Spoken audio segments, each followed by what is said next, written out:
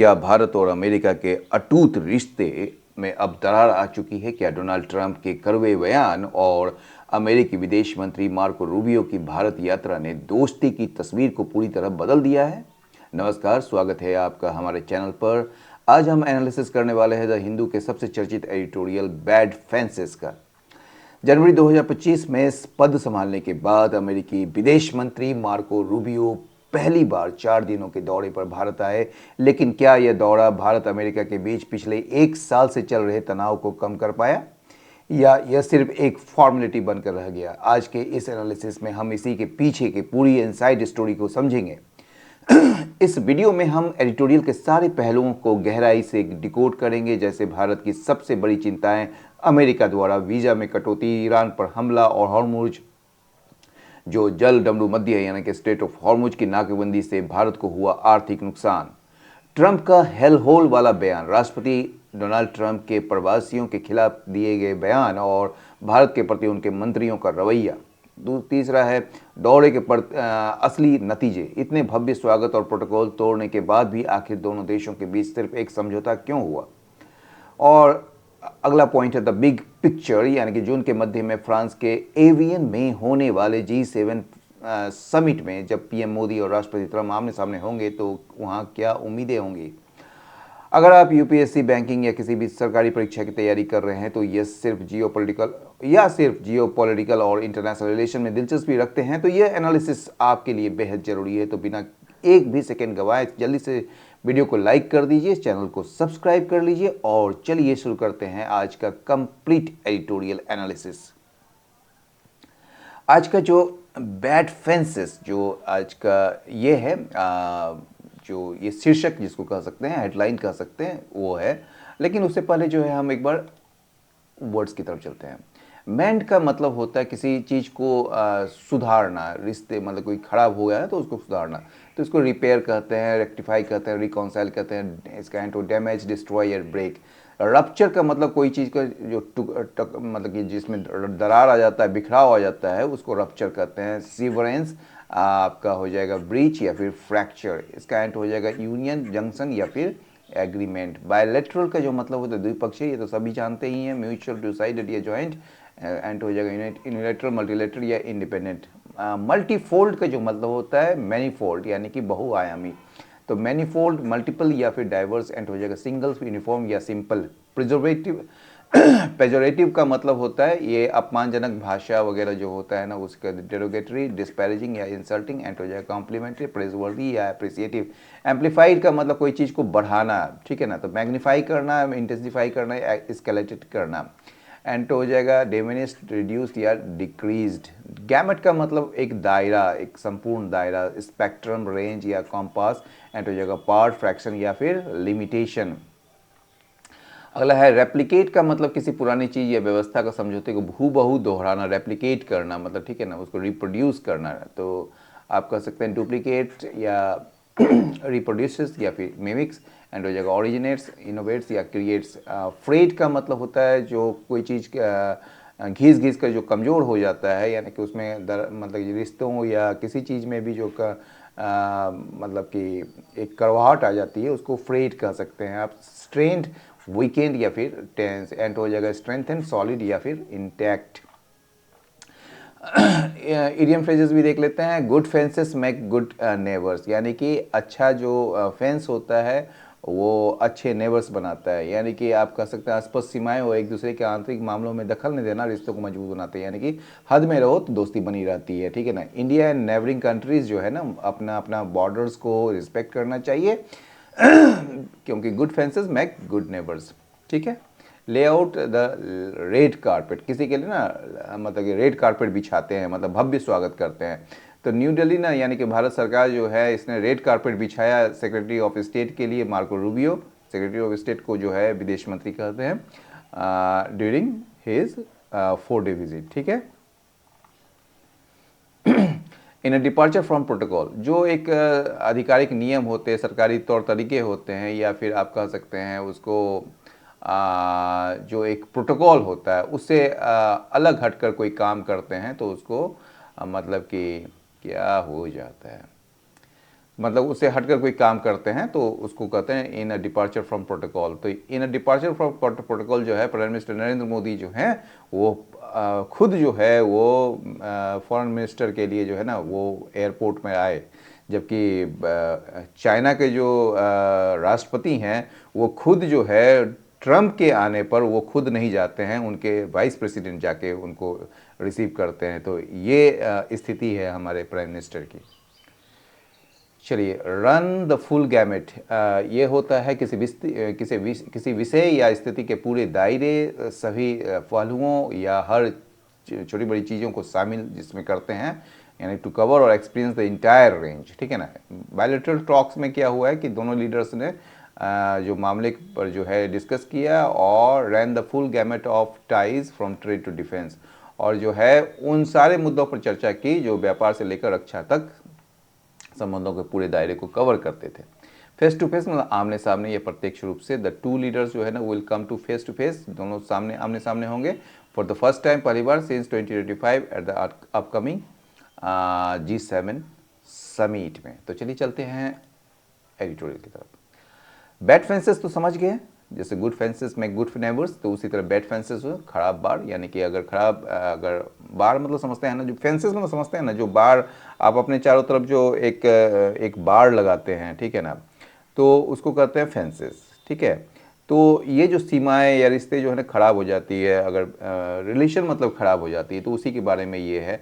और दूसरा जो है मार्को रूबियोस का जो विजिट है was an opportunity to bend economic and energy ties, यानी कि मार्को रूबियो की जो यात्रा है आर्थिक और ऊर्जा संबंधों को सुधारने की एक अवसर थी, ठीक है ना, ठीक है, एक अवसर थी मार्को रूबियो की विजिट, ठीक है, ये सुधारने की इकोनॉमिक एंड एनर्जी टाइज को। सही, आगे बढ़ते हैं। सेक्रेटरी ऑफ स्टेट कहा जाता है वहाँ पर विदेश मंत्री को, ठीक है ना। तो सेक्रेटरी ऑफ स्टेट जो है मार्को रूबियो का 4 दिन का जो यात्रा है ये भारत में, his first since taking office in January 2025, यानी कि जनवरी 2025 में पद संभालने के बाद उसका पहली बार ये यात्रा थी। वॉज अंडरस्टूड, ऐसा माना जाता है कि टू हैव बीन एम्ड, इसका लक्ष्य जो था, इसका जो क्या कहेंगे आप, इसका जो मकसद था वो क्या था, स्मूथिंग बायलैटरल टाइज, यानी कि दोनों मतलब बायलैटरल समझते हैं ना, द्विपक्षीय जो संबंध है ना उसको स्मूथिंग करना था, मतलब कि क्या कहेंगे आप उसको, इस रिश्ते को जो है ना फिर से सामान्य और आसान बनाना था। दैट हैव बीन, ये जो रिश्ते हैं इसके लिए दैट आया है, that have been deeply ruptured, जो बहुत ही बुरी तरीके से इसमें दरार आ गया है ओवर द पास्ट ईयर, पिछले 1 साल से।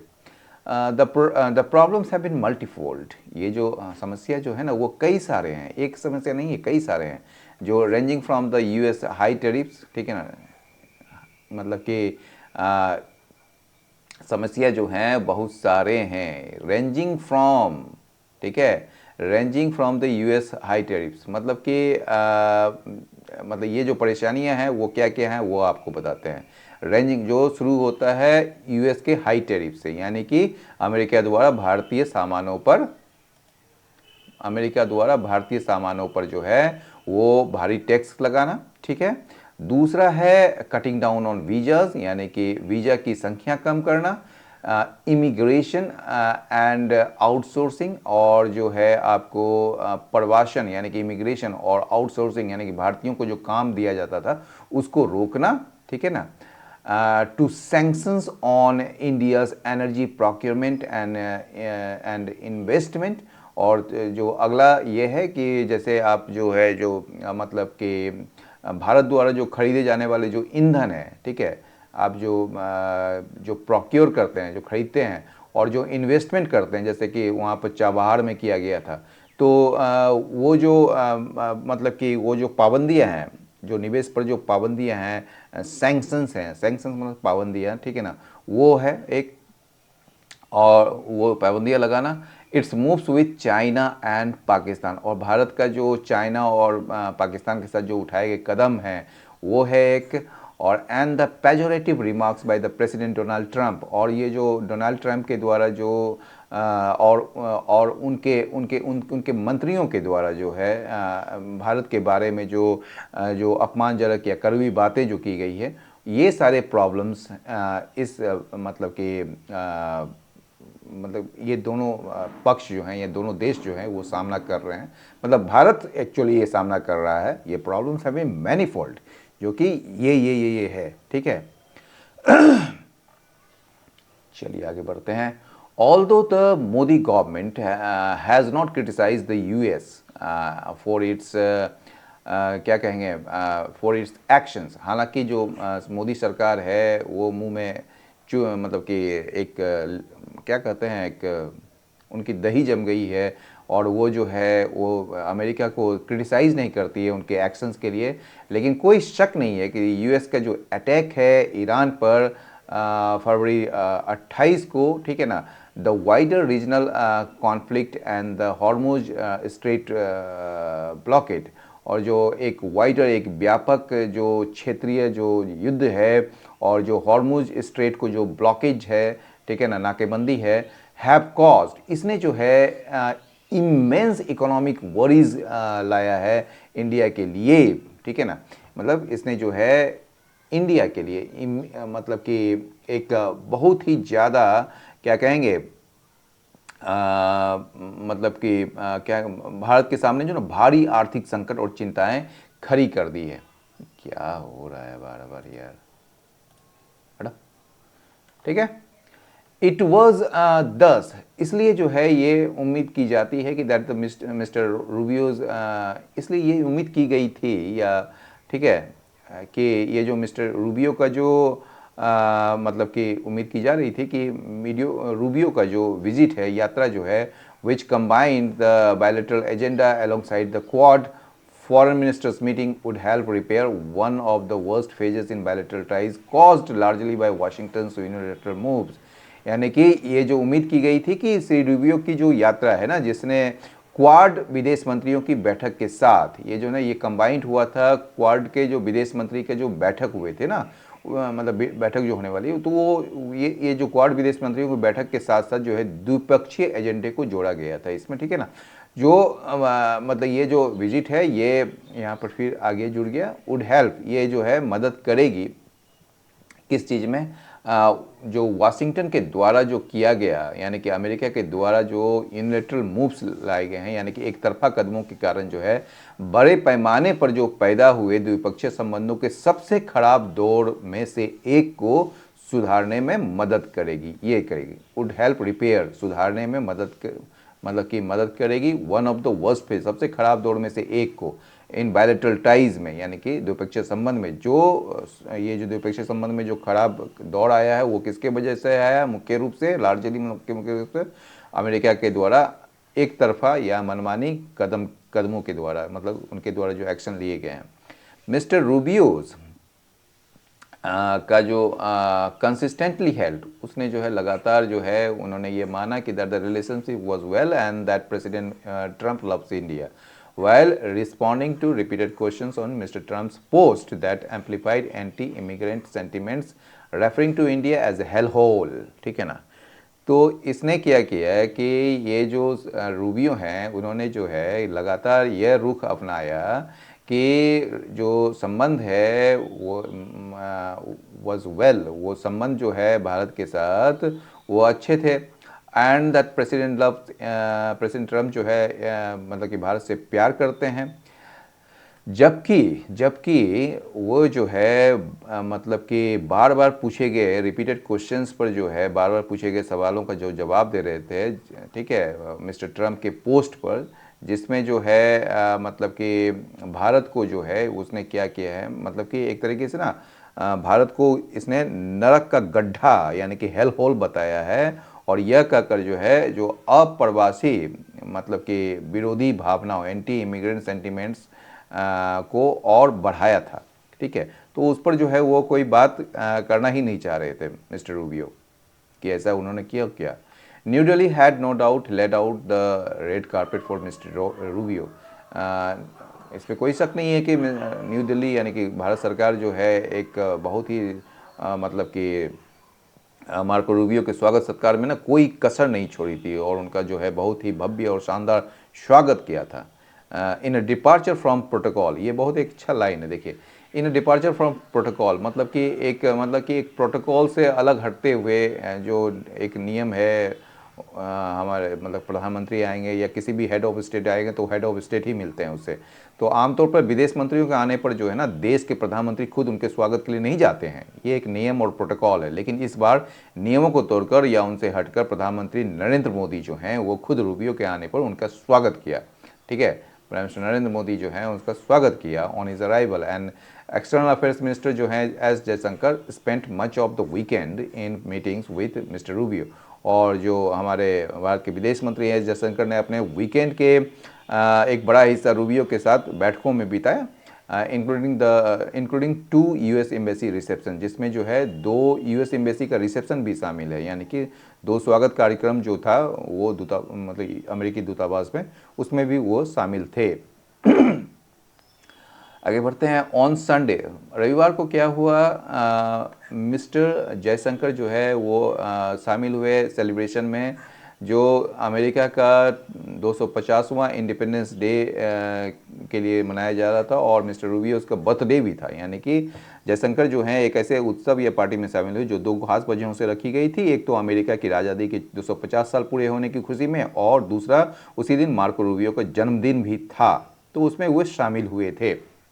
Mister Rubio visited the missionaries of charity in Kolkata. Mister Rubio जो हैं वो मिशनरीज ऑफ चैरिटी भी गए थे कोलकाता में, और आगरा और जयपुर भी गए थे साइट सीइंग के लिए, यानी कि घूमने फिरने के लिए या पर्यटन के लिए।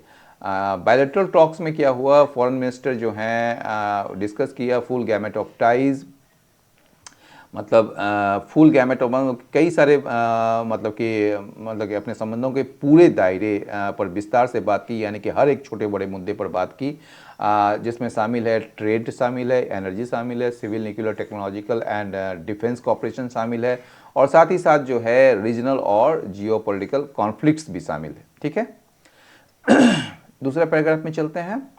However, apart from one agreement on critical minerals cooperation, कहा जा रहा है कि लेकिन ये सारे बातचीत और सारे मतलब कि इतने अवगत के बावजूद जो है सिर्फ एक ही समझौते पर यहाँ पर हुआ है।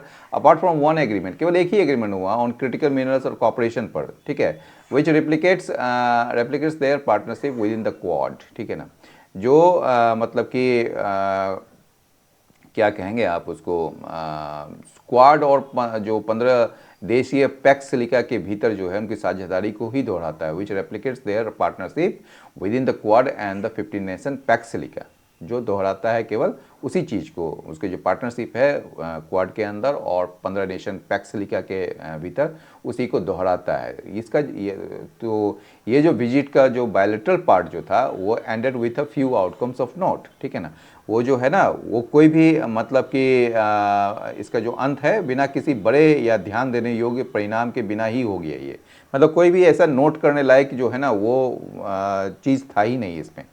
मिस्टर रूबियोज रिफ्यूज़ल टू एक्नॉलेज, ये मिस्टर रूबियो जो है ना वो जो एक अक्षर रूप अपनाए हुए थे कि मिस्टर रूबियो जो है ना रिफ्यूज़ल, उन्होंने इनकार कर दिया ये मानने से प्रॉब्लम इन द रिलेशनशिप, कि रिलेशनशिप में कोई प्रॉब्लम है उसको मानने से इनकार कर दिया। ये इंडिकेट करता है, संकेत देता है दैट यूएस जो कि एक कभी माना जाता था इंडिया का मोस्ट ट्रस्टेड पार्टनरशिप माना जाता था, हैज़ फेल टू रिकॉग्नाइज, उसने जो है वो न्यू दिल्ली के कंसर्न्स को मतलब कि भारत की जो चिंता है, तकलीफ़ है और जो ज़रूरत है उसको समझने या पहचानने में पूरी तरह से वो नाकाम हो गया है। ठीक है, आगे बढ़ते हैं। इट इज़ होप्ड, ऐसी उम्मीद की जाती है, हाउएवर हालांकि, that mister Rubio was inform of them, कि मिस्टर रूबियो को जो है इसके बारे में उसे समझाया गया होगा या बता दिया गया होगा, क्योंकि बोथ साइड, दोनों जो पक्ष हैं वो prepare for a possible Modi Trump meeting at the G7 summit in Evian France in mid June. ठीक है ना, यानी कि दोनों जो मतलब कि जो पक्ष हैं या दोनों देश जो हैं जून के महीने में जो हैं, मिड जून में जो हैं फ्रांस के ईवियन में जो G7 समिट होने वाली है उसमें जो है मोदी ट्रम्प का जो पॉसिबल मीटिंग हो सकता है, ठीक है ना, उसके लिए तैयार हैं। ठीक है ना, कि मतलब कि प्रधानमंत्री मोदी और राष्ट्रपति ट्रम्प के बीच जो होने वाली एक संभावित मुलाकात की तैयारी कर रहे हैं वे लोग। जहाँ पर इंडिया जो है एक स्पेशल इनवाइटी है, यानी कि एक मतलब विशेष मेहमान के तौर पर इंडिया को बुलाया गया है। ठीक है, this will be the first time, ये पहली बार होगा that the leaders have come face to face since mister Modi's February 2025 Washington visit. यानी कि मिस्टर मोदी जब 2025 फरवरी में गए थे, उसके बाद जो है ये पहली बार होगी, ये पहली बार होगा जब ये जो लीडर्स हैं ये फेस टू फेस मिलेंगे। एंड ऑल दैट फॉलोड, मतलब और मतलब 2025 के बाद फरवरी में जो गए थे और उसके बाद जितनी भी घटनाएं घटी है, उसके बाद ये पहली बार होगा कि मिस्टर मोदी जो हैं और मिस्टर ट्रंप जो हैं वो आमने सामने होंगे। ठीक है, और ये जो है एक अपॉर्चुनिटी होगी, एक अवसर होगी टू मेंड द रिलेशनशिप, के संबंधों को सुधारे, स्पेशली इन एरियाज, खासकर उन क्षेत्रों में it has frayed the most, जहाँ पर ये सबसे ज़्यादा मतलब कि क्या कहेंगे उसका जो संबंध है वो सबसे ज़्यादा खराब हुआ है। ठीक है, तो ऐसे इलाकों में, ऐसे क्षेत्रों में, ठीक है, जैसे कि इकोनॉमिक क्षेत्र में या फिर एनर्जी क्षेत्र में या फिर रीजनल सिक्योरिटी के क्षेत्र में, तो कुल मिलाकर ये बात है कि डिप्लोमेसी में सिर्फ रेड कारपेट बिछाने या मुस्कुराकर तस्वीर खिंचवाने से काम नहीं चलता। भारत और अमेरिका के बीच आर्थिक, ऊर्जा और सुरक्षा के मोर्चों पर जो बार यानी कि फेंसेस कमज़ोर हुई है, उसे ठीक करने के लिए अमेरिका को भारत की चिंताओं को गंभीरता से समझना ही होगा। अब सबकी नज़रें जून में होने वाले G7 समिट पर है, जहां पीएम मोदी और डोनाल्ड ट्रंप की सीधी मुलाकात होने वाली है। अब आपकी क्या राय है? क्या आपको लगता है कि डोनाल्ड ट्रंप के नेतृत्व में भारत और अमेरिका के रिश्ते फिर से पहले जैसे हो पाएंगे, या फिर अमेरिका के एक तरफा फैसले भारत को नए विकल्प तलाशने पर मजबूर करेंगे? अपनी राय नीचे कमेंट बॉक्स में जरूर शेयर करें, मैं आपके कमेंट्स का इंतजार करूंगा। अगर आपको आज के ये डीप डाइव एनालिसिस मददगार लगा हो, इससे आपकी नॉलेज बढ़ी हो, तो इस वीडियो को लाइक जरूर कीजिएगा और अपने उन दोस्तों के साथ शेयर करें जो करंट अफेयर्स या इंटरनेशनल रिलेशंस में दिलचस्पी रखते हैं। अगर आप चैनल पर नए हैं तो रोज़ सुबह द हिंदू के बेहतरीन और आसान एनालिसिस के लिए चैनल को सब्सक्राइब करना बिल्कुल मत भूलिए और उस बेल आइकन को दबाना ताकि कोई भी इम्पोर्टेंट अपडेट मिस ना हो। इसके मतलब कि वीडियोस को देखना ना भूलें जो आपकी तैयारी को और मजबूत करेंगे। मिलते हैं अगले वीडियो में एक नए और धमाकेदार टॉपिक के साथ। तब तक के लिए पढ़ते रहिए, सीखते रहिए। जय हिंद, नमस्कार।